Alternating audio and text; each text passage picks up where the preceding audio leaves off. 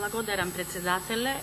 Почитувана колешке, навистина ќе беше многу убаво, ќе беше многу добро, односно одлично, ако ние затекневме држава која што нормално функционираше. Ние затекнавме заробена држава.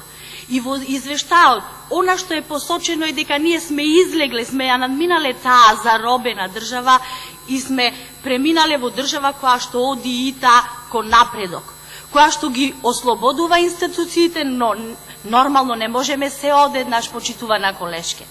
Во однос на извештајот кој што ни се дава, секако дека овој извештај е многу реален, кажува, не упатува, не укажува на слабостите. Ние знаеме дека ние се не можеме во една година да надминеме. Се она што се натрупало 11 години, се она што ни било кажувано од Европската комисија, сите извештаи негативни кои што сме ги добивале, ние не можеме да се одеднаш преминеме во нешто одлично. Сепак во забелешките кои што се дадени ни се кажува дека имаме добро ниво на подготвеност во однос на науката и истражувањето, дека имаме умерена подготвеност во областа на образованието и културата.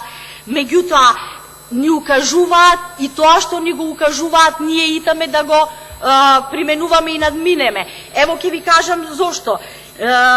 Во однос на образованието ни велат, бидејќи препораките од 2016 година во голема мера не се спроведени во наредната година, земјата особено треба да ја спроведе новата стратешка рамка на образованието. Ние веќе ја усвоивме и итаме кон нејзино спроведување. Чекор по чекор, онака како што наликува на една демократска држава, на власт која што со инклузивност и сеопфатно сака да ги испочитува сите препораки.